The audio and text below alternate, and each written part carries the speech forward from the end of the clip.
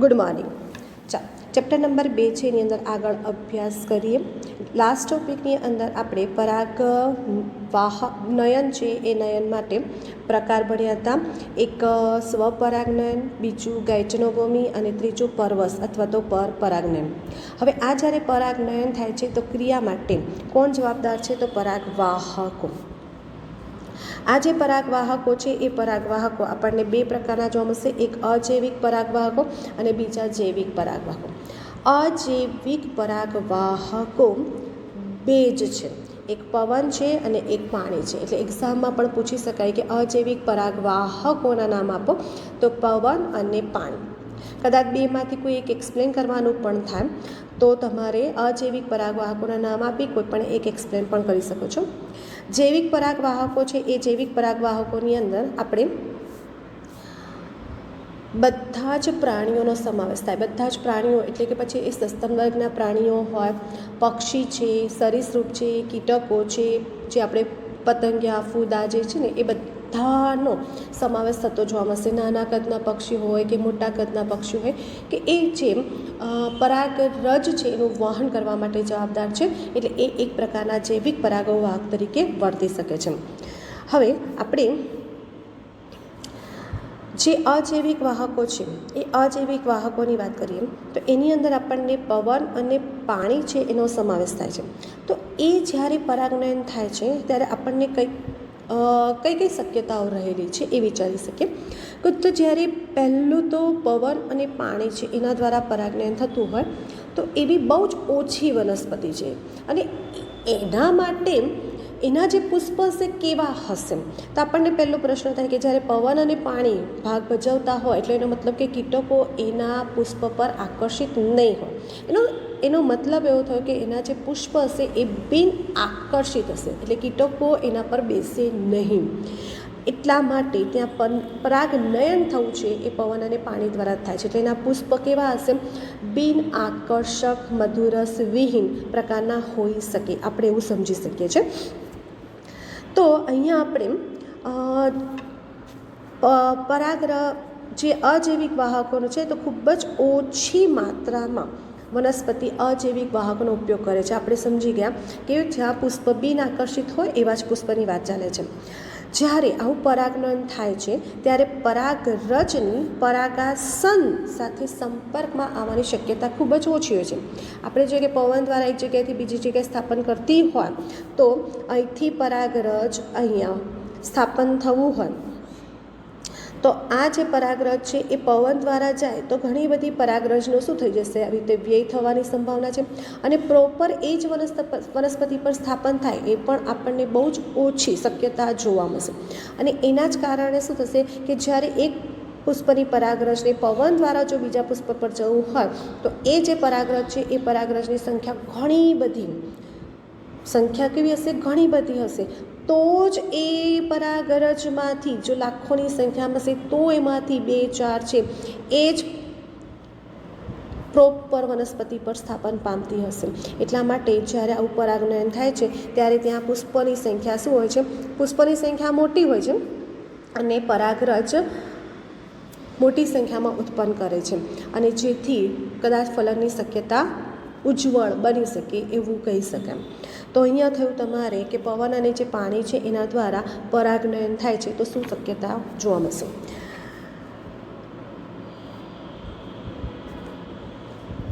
હવે પવન દ્વારા પરાગનયન અને જલ પરાગનયન, બે પરાગનયન વિશે આપણે અભ્યાસ કરવાનો રહેશે. તો અહીંયા આપણે આપ્યું છે પવન દ્વારા પરાગનયન. ઓકે, અહીંયા જ્યારે પવન દ્વારા પરાગનયન છે તો એના કયા કયા નામથી ઓળખી શકાય છે એ જોઈએ.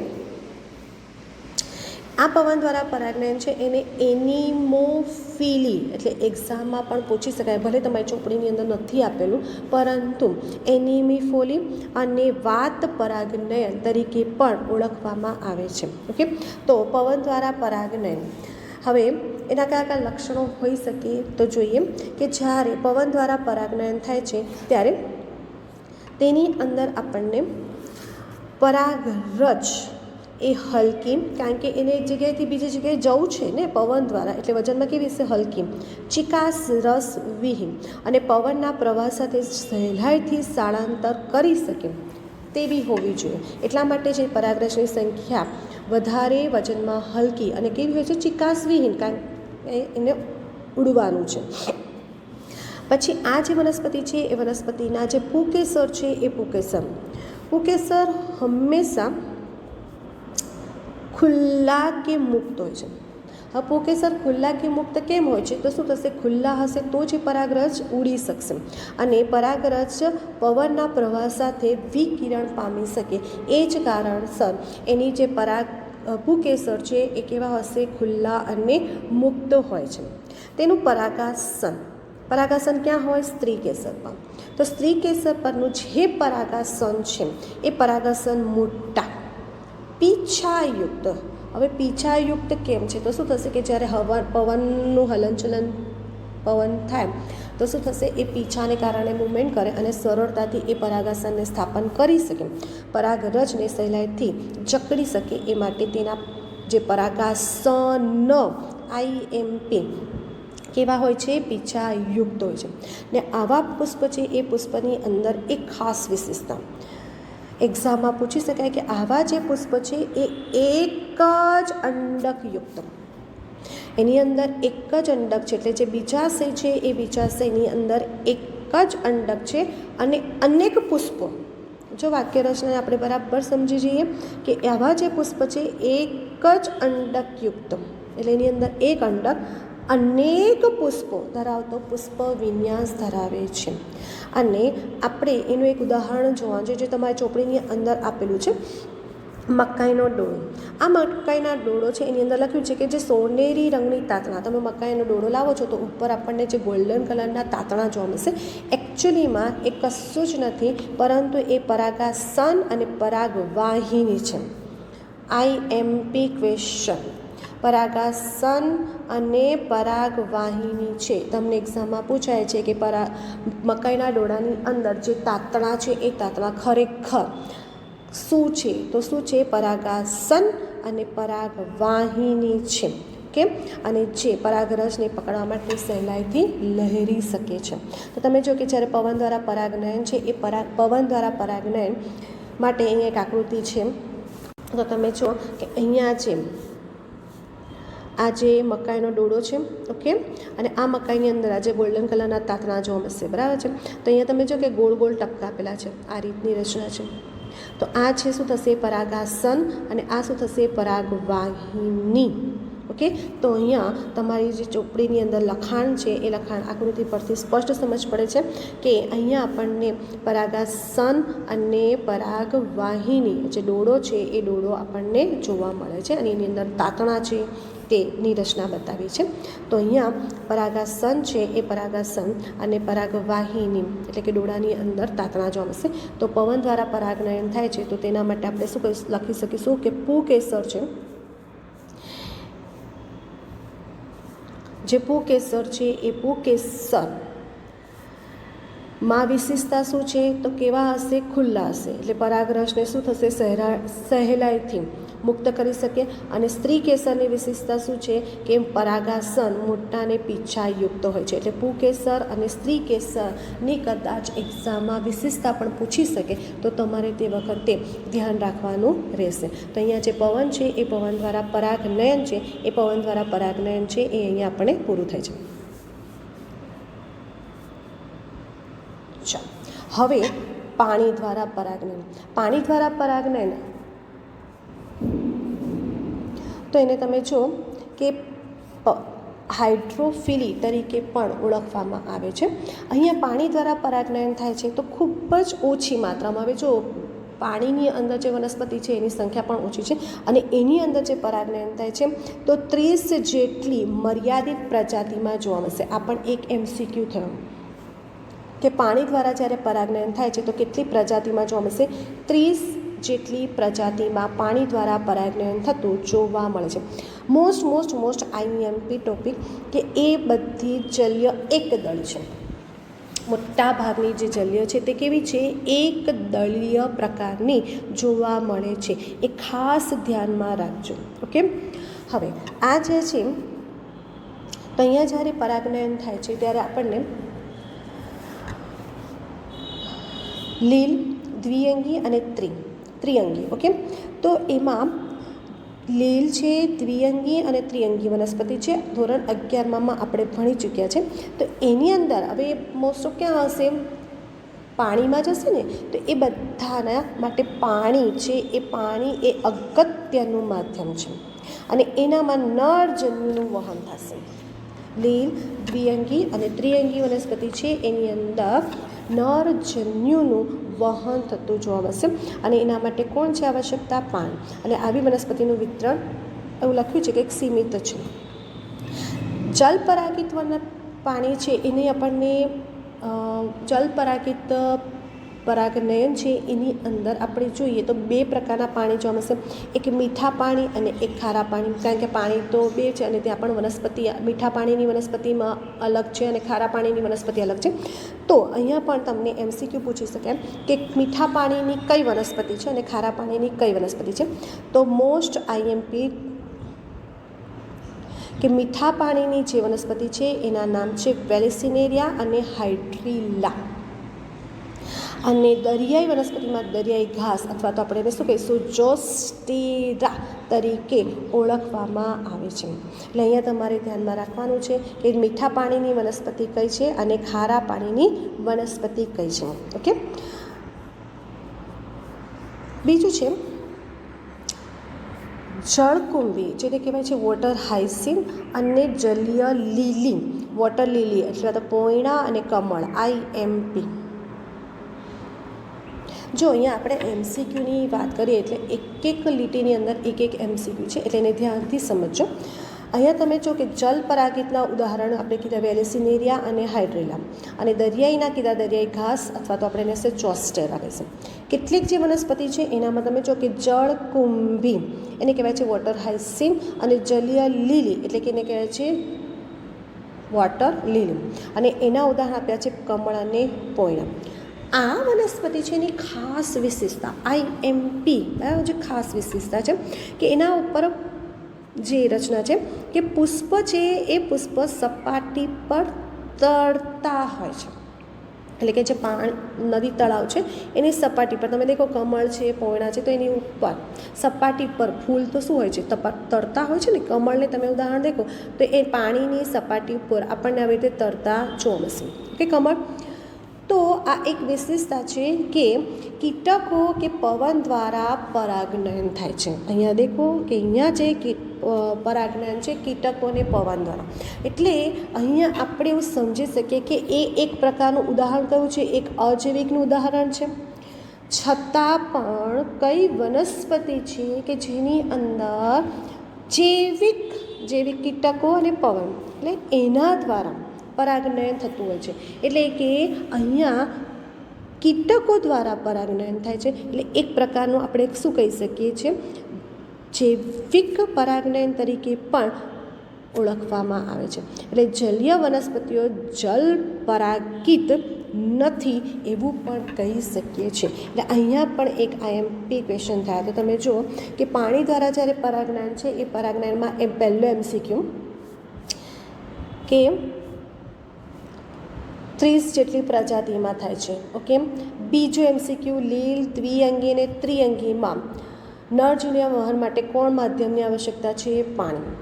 આગળ MCQ કે મીઠા પાણીની અંદરના ઉદાહરણ કયા છે, તો વેલેસિનેરિયા, હાઇડ્રીલા. દરિયાઈ પાણીના ઉદાહરણ છે દરિયાઈ ઘાસ અથવા તો જોસ્ટેરા. જળકુંભી, જલીય લીલી એટલે વોટર હાયસિન્થ અને જલીય લીલીમાં ઉદાહરણ કયા છે, કમળ અને પોયણા.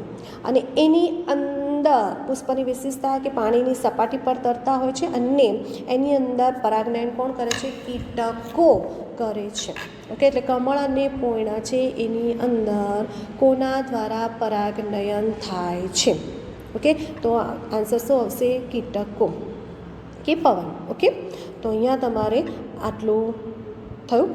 હવે આપણે અહીંયા જે વનસ્પતિ આપીએ અલગ અલગ, તો વેલેસિનેરિયા છે, દરિયાઈ ઘાસ છે, તો એની અંદર જોઈએ આપણે કે કેવી રીતે રચના છે. તો વેલિસિનેરિયા છે એ વેલિસિનેરિયાની અંદર પુષ્પો લાંબા વૃંત વડે પાણીની સપાટી પર આવે છે. એટલે શું થશે કે જેનું સ્ત્રી કેસર છે, ઓકે, અને આ સ્ત્રી કેસરનો વૃંત છે. તો આ જે સ્ત્રી કેસર છે એની અંદર પુષ્પો, માદા પુષ્પો, એટલે કે આ સ્ત્રી કેસર છે એ પાણીની સપાટી પર આવે છે અને આ નરજન્યુ છે. અને આ નરજન્યુ છે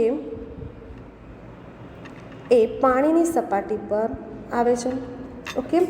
હવે શું થશે તો તમે જુઓ કે આ જે નરજન્યુ છે એ નરજન્યુ સ્ત્રી કેસર અથવા તો માદા પુષ્પ છે એના પરાગાસન પર આવી જાય છે. અને પાછી શું રચના આવે છે કે અહીંયા જે પુષ્પ છે એ પુષ્પની અંદર એની જે પરાગાસન છે એ મીણમય હોય છે અને પાણી અંતર્વલિત થાય છે. અને એ પાણી અંતર્વલિત થાય છે અને એની સાથે સાથે શું થાય છે, પરાગરજ પણ શું થાય છે, અંતર્વલિત થઈ જતી જોવા મળશે. અને આ વૃંત છે એ પાછો અંદરની તરફ ખેંચી લે છે, એટલે કે પરાગરજ અંદર તરફ વહન પામે છે. એની આપણે આકૃતિ જોઈએ. આ વેલિસિનેરિયામાં પાણી દ્વારા પરાગનયન, ઓકે. તો અહીંયા તમે જો કે માદા પુષ્પ છે. આ માદા પુષ્પ જો સ્પ્રિંગની જેમ આમ લાંબો વૃંત છે, એટલે કે સ્પ્રિંગની જેમ છે. આપણે નોર્મલી આપણે આ રીતે સ્ત્રી કેસર દોરીએ છીએ, ઓકે, આ રીતે અહીંયા આપણે પરાગાસન આવું દોરીએ છીએ. પણ અહીંયા જે માદા પુષ્પ છે એ માદા પુષ્પ આટલો લાંબો વૃંત ધરાવે છે, સ્પ્રિંગની જેમ ધરાવે છે. હવે એ શું કરે છે, એ આ રીતે, અને એની અંદર તમે જુઓ કે આ પરાગાસન છે અને આ પરાગાસન મીણમય રચના છે. અને અહીંયા આપણને જો આવી રીતે ગોળ ગોળ ગોળ એટલે પાણી અંતર્વલિત થયેલું જોવા મળશે. અને તો અને નર પુષ્પ છે એ પાણીની સપાટી પર આવે છે. હવે આ નર પુષ્પોને આ પરાગરજ છે, આ પરાગરજ છે એ પરાગરજ અહીંયા આવશે. દેખાય છે આ પરાગરજ એ પાણીમાં અંતર્વિત ગોળ ગોળ ચક્ર છે અને એને કારણે શું થશે, પરાગરજ અંદરની તરફ આવશે. જેવી પરાગરજ અંદરની તરફ આવશે તો આ સ્પ્રિંગ શું થશે, અંદરની તરફ લઈ જશે અને માદા પુષ્પને અંદરની પાણીની અંદર ખેંચી લે છે. અને આ રીતે નર પુષ્પ છે એ નર પુષ્પમાંથી મુક્ત થતી પરાગરજ છે એ સ્ત્રી કેસરના પરાગાસન પર સ્થાપન પામે છે, ઓકે. તો આ રીતે વેલિસિનેરિયા છે એ વેલિસિનેરિયાની અંદર રચના જોવા મળશે, ઓકે. તો વેલિસિનેરિયા છે એ વેલિસિનેરિયાની રચના જોઈએ કે માદા પુષ્પ છે એ લાંબો વૃંત ધરાવે છે. હમણાં જ આપણે ધરાવ્યું કે આવી રીતે સ્પ્રિંગની જોવા મળશે. પાણીની સપાટી પર છે. નર પુષ્પ પાણીની સપાટી પર પરાગરજને મુક્ત કરે છે. આપણે હમણાં જોયું કે આ રીતે પરાગરજ છે એને મુક્ત કરશે અને પાણીના પ્રવાહ દ્વારા પરાગરજ છે અને પરાગરજ સ્થાપન પામશે અને સ્ત્રી કેસર છે એ સ્ત્રી કેસરનો વૃંત અંદરની તરફ વહન પામે છે અને આ રીતે પરાગનયન થતું જોવા મળશે. દરિયાઈ ઘાસ, આ દરિયાઈ ઘાસની અંદર માદા પુષ્પ પાણીની અંદર નિમગ્ન શબ્દ લખેલો છે, જોઈએ. માદા પુષ્પ છે. નિમગ્નનો અર્થ થાય છે ડૂબેલા, એટલે પાણીની અંદર હોય છે. એટલું ધ્યાન રાખજો કે માદા પુષ્પ અહીંયા શું હતા કે માદા પુષ્પ બહાર આવતા હતા, પાણીની સપાટી પર આવતા હતા, જ્યારે અહીંયા માદા પુષ્પ પાણીની અંદર ડૂબેલા હોય છે. અને એવા સંજોગોમાં શું થશે કે નર પુષ્પ છે એ પાણીની અંદર જ મુક્ત થશે. એટલે આખી પ્રક્રિયા છે દરિયાની અંદર નર અને માદા પુષ્પ બંને પાણીની અંદર જ હોય છે. અને આ પરાગરજ છે એ પરાગરજની ખાસ વિશેષતા કે તે લાંબી અને પટ્ટીમય છે. નોર્મલી આપણે પરાગરજ ગોળ, લંબગોળ, કંટકીય એવી રચના દોરીએ છીએ, પણ આની જે પરાગરજ છે એ પરાગરજની રચના જોઈએ તો પરાગરજ લાંબી અને પટ્ટીમય રચના ધરાવે છે અને એ પણ નિષ્ક્રિય રીતે વહન પામી પરાગાસન સુધી પહોંચે છે, ઓકે. તો અહીંયા આપણને કેવી રીતે રચના છે એ આપણે સમજવાની રહી કે વેલિસિનેરિયાની અંદર નર પુષ્પ અને માદા પુષ્પ બંને પાણીની સપાટી પર મુક્ત થશે, જ્યારે દરિયાની અંદર આપણને પાણીની સોરી, આ પાણીની બહાર હોય છે વેલિસિન એરિયાની અંદર, ને આની અંદર પાણીની અંદર હોય છે. ઓકે, તો અહીંયા તમારે થઈ ગઈ વેલિસિન એરિયા અને દરિયાઈ ઘાસ અથવા તો જોસ્ટ એરિયાની અંદર કેવી રીતે પરાગનયન થાય છે એની વાત. મોટાભાગની જલપરાગિત વનસ્પતિ છે, એમાં પરાગરજ ભેજથી રક્ષણ માટે શ્લેષ્મ એટલે કે શું થશે, મ્યુસિલેસનું આવરણ ધરાવતી હોય છે અને વિશિષ્ટ ઘનતા ધરાવતી હોય છે. તો અહીંયા તમે જો કે આખું જે છે પાણી દ્વારા પરાગનયન છે એની આપણે રચના સમજી ગયા છે કે કેવી રીતે રચના છે. તમે જો કે ઘણા બધા MCQ અહીં મળે છે. અહીંયા આપણને દરિયાઈના નામ, જલીય એટલે મીઠા જળની વનસ્પતિના નામ, પછી કમળ અને પોયણામાં કેવી રીતે પરાગનયન અથવા કોના દ્વારા પરાગનયન થાય છે, વેલિસિનેરિયામાં પરાગનયન કેવી રીતે થાય છે એવી રીતે એક્ઝામમાં પૂછી શકે, દરિયાઈ ઘાસમાં કેવી રીતે પરાગનયન થાય છે એ સમજી શકાય. અને પરાગરજ છે એ પરાગરજમાં શેનું આવરણ હોય છે, તો આપણે લખી શકીએ છીએ મ્યુસિલેસનું આવરણ હોય છે. ઓકે, તો અહીંયા આપણે આખી જે આકૃતિ છે એ આકૃતિને પણ આપણે સમજી ગયા છે, માદા પુષ્પ આર્યા અને નર પુષ્પ આર્યા. ઓકે, હવે આવે છે આપણને પ્રાણી દ્વારા પરાગનયન, અથવા તો આપણે શું કહી શકીએ છીએ કે જૈવિક ઘટકો દ્વારા પરાગનયન. આવો સવાલ પૂછાય તો જૈવિક ઘટકો અથવા તો સપુષ્પી વનસ્પતિમાં પરાગવાહક પ્રાણીઓના નામ આપો. ઓકે, તો તમે જો કે પ્રાણીની મદદથી થાય છે તો એનામાં એક એનિમોફિલિન. ઓકે, પછી અહીંયા તમને આપ્યા છે પ્રાઇમેટ. તો અને જે કીટકો છે એની વાત કરી છે, તો કયા કયા છે એના આપણે વાત કરીએ તો સૌથી પહેલાં આપણે કોનો સમાવેશ છે એ જોઈએ. તો એન્ટોમોફિલી એટલે આપણે શું કહી શકીએ, કીટકો. પહેલું જે છે તે શું છે, એન્ટોમોફિલી એટલે કીટકો દ્વારા પરાગનયન. ઓકે, અથવા તો પરાગવાહકો. તો કયા કયા છે એ જોઈ લે. પહેલાં તો કીટકોમાં છે પહેલું મધમાખી, પતંગિયા, ભૃંગ કીટકો, ભમરી, કીડી, ફૂદા. ઓકે, એનો સમાવેશ થતો જોવા મળશે. પક્ષીઓ છે એને આપણે એનિમીફોલી તરીકે ઓળખીશું. એટલે કે જ્યારે એન્ટોમોફિલીના ઉદાહરણ તમને પૂછી શકે કે એન્ટોમોફિલી અથવા તો કીટકો, કયા કીટકો જવાબદાર છે, તો તમારે આ યાદ રાખવાનું છે, મધમાખી, પતંગિયા, ભૃંગ કીટકો, ભમરી, કીડી અને ફૂદા. MCQમાં પૂછી શકે. ઓકે, એ જે છે એ શું થયા, કીટકો. એનિમીફોલી છે એનામાં આપણને પક્ષીઓનો સમાવેશ થશે. એનિમીફોલી છે એનામાં પક્ષીનો સમાવેશ થશે.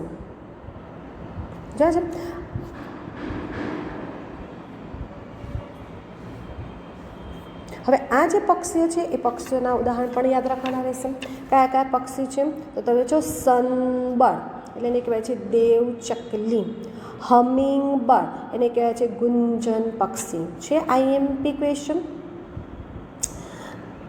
તો તમે જુઓ કે એન્ટિમોફિલીના તમારા નામ કે પતંગિયા, મધમાખી, ભૃંગ કીટકો, ભમરી, કીડી અને ફૂદા. પક્ષીઓ છે એનામાં એનિમોફિલી અને એનામાં ઉદાહરણ IMP. સનબર્ડ એમાં છે દેવચકલી અને હમિંગબર્ડ જેને કહેવાય છે ગુંજન પક્ષી. ત્રીજું છે આપણે શું કહી શકીએ કે આ બે જે છે પક્ષીઓ અને કીટકો. હવે ત્રીજું છે ચામાચીડિયું.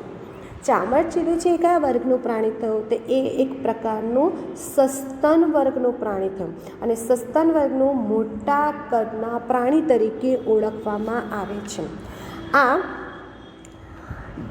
આના સિવાય પણ તમે જુઓ કે પ્રાઇમેટ છે, જે સસ્તન પ્રાણીઓ છે એની અંદર સમાવેશ થાય છે પ્રાઇમેટ.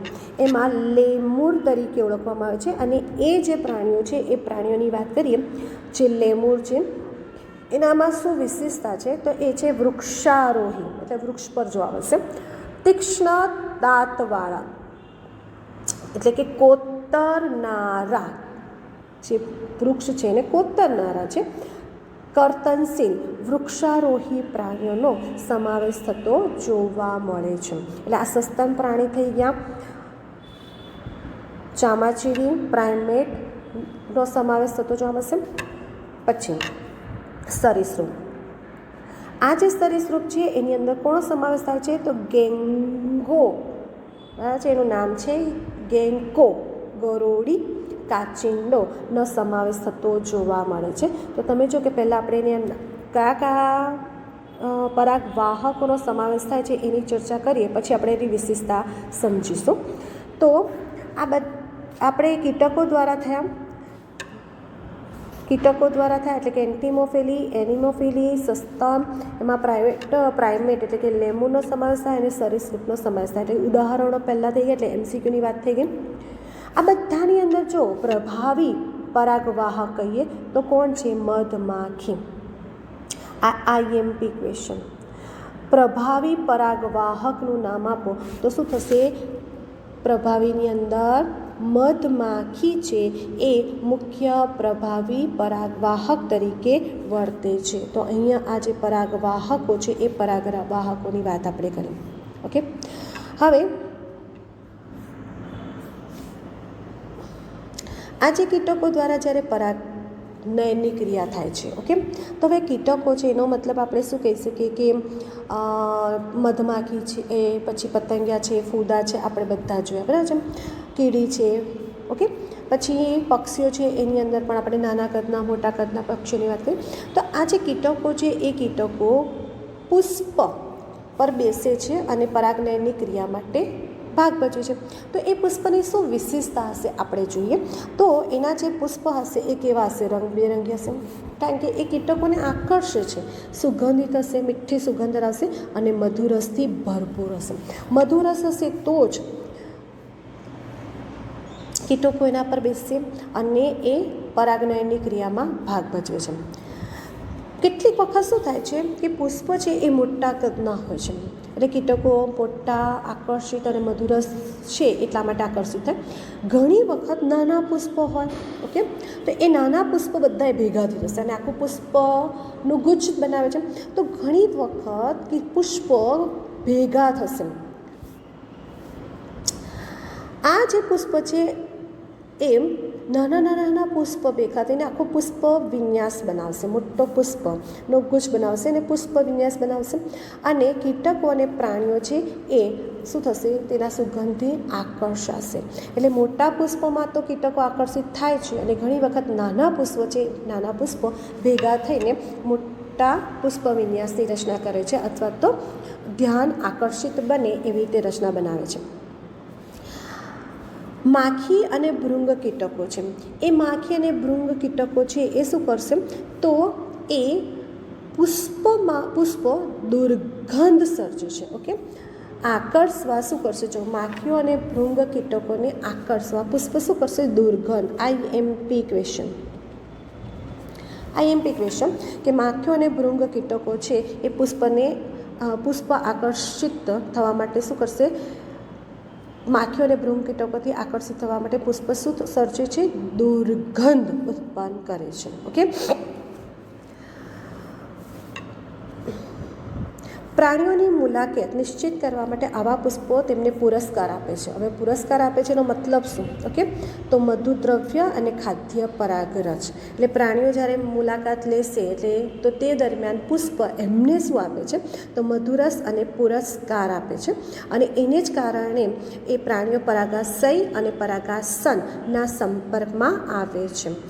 પરાગાસન અને પરાગાશયના સંપર્કમાં આવે છે અને એને કારણે પરાગરજ છે એની આપ-લે થતી હોય છે અને કઈ ક્રિયામાં ભાગ ભજવે છે? પરાગનયનની ક્રિયામાં ભાગ ભજવે. હવે કેટલીક જાતિ માં જે પુષ્પ છે એ કીટકોને ઈંડા મૂકવા માટેનું સુરક્ષિત સ્થાન પૂરું પાડે છે. એટલે શું થશે કે કેટલાક પુષ્પ છે, બરાબર, એ કીટકોને ઈંડા મૂકવા માટેનું સ્થાન પૂરું પાડે છે. એનામાં એક ઉદાહરણ આપ્યું છે કે જે સુરણ છે એ સુરણનું પુષ્પ છે એ 6 ફૂટ ઊંચાઈ ધરાવે છે, એટલે કે સૌથી મોટો પુષ્પ વિન્યાસ ધરાવતું પુષ્પ છે. તો કયું ઉદાહરણ આવશે? સુરણનું પુષ્પ. અહીંયા એક ઉદાહરણ છે, એમાં જુઓ કે યુક્કા. ઓકે, આ યુક્કા વનસ્પતિ આ યુક્કા વનસ્પતિ અને ફૂદાની જાતિ, આ ખાસ ધ્યાન રાખજો, IMP છે. યુક્કા વનસ્પતિ અને ફૂદાની જે જાતિ છે એ બંનેમાં એકબીજા વગર પોતાનું જીવનચક્ર પૂરું કરી શકતા નથી. એટલે કમ્પલસરી બંને એક બીજા વગર પોતાનું જીવનચક્ર પૂરું કરી શકતા નથી. તો કેવી રીતે પ્રોસેસ થાય છે તો તમે જોઈએ કે ફૂદા છે એ ફૂદા પોતાના ઈંડા પુષ્પના બીજાશયમાં મૂકે છે. એટલે કે જે યુક્કા વનસ્પતિનું પુષ્પ છે એની અંદર આ ફૂદા ઈંડા મૂકી દે છે. હવે ઈંડા મૂકે તો એના બદલામાં શું કરશે? પુષ્પ પરાગરજ આપશે ને આ રીતે એકબીજાને એ મદદરૂપ થાય છે અને એક રીતે પોતાનું જીવનચક્ર પૂરું કરે છે. અને જ્યારે બીજનો વિકાસ થાય છે ત્યારે ફૂદાની ઈયળ એટલે કે ડિંબ ઈંડામાંથી બહાર આવે છે.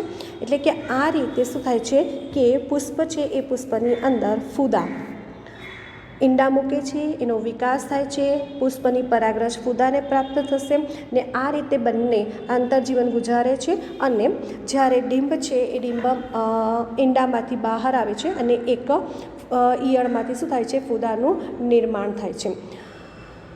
તો આ રીતે તમે જુઓ કે કીટકો છે એનામાં કઈ રીતે પરાગનયન થાય છે એના વિશેની આપણે ચર્ચા કરી. તો તમે જુઓ કે આખો ટૉપિક છે પ્રાણી દ્વારા પરાગનયન છે. એ પ્રાણી દ્વારા પરાગનયન છે એની વિશે આપણે ચર્ચા કરી. એન્ટિમોફોલી, ઇમિફોલી, પ્રાઇમેટ દ્વારા, પક્ષીઓ દ્વારા કેવી રીતે, ચામચીડ દ્વારા કેવી રીતે પરાગનયન થાય છે એની વાત કરી. અને આ જ્યારે કીટક પરાગનયન થાય છે ત્યારે એની અંદર કઈ પરાગરજની વિશેષતા છે અને બીજું કે કેટલાક પુષ્પ છે એ પુષ્પની પણ કઈ રીતે વિશેષતા છે એના વિશેની સંપૂર્ણ માહિતી મેળવી છે. અહીંયા તમે જુઓ કે ઘણા બધા MCQ આપણને મળી રહે છે. સુરણનું છે, યુક્કા અને ફૂદાની વનસ્પતિનું છે. પછી અહીંયા આપણને એક દુર્ગંધ મારતા પુષ્પ છે એ કોણામાં માખીઓ અને ભૃંગ કીટકોને આકર્ષવા માટે કરે છે. તો આ રીતે અહીંયા આખું જે પરાગનયન છે એ પરાગનયનની રચના અહીંયા પૂર્ણ થાય છે. તો આપણે જો પરાગનયન શું છે તો આપણે અહીંયા પવન અને જૈવિક અને અજૈવિકની વાત કરી, પછી પાણી દ્વારા પરાગનયનની વાત કરી, પછી આ જે આકૃતિ છે એના વિશે સમજ મેળવી અને પ્રાણીઓ દ્વારા જે પરાગનયન એટલે કે ઝૂફીલી વિશે પણ આપણે વાત કરી. તો અહીંયા પરાગનયન છે એ પરાગનયનનો ટૉપિક સંપૂર્ણ રીતે પૂર્ણ થાય છે.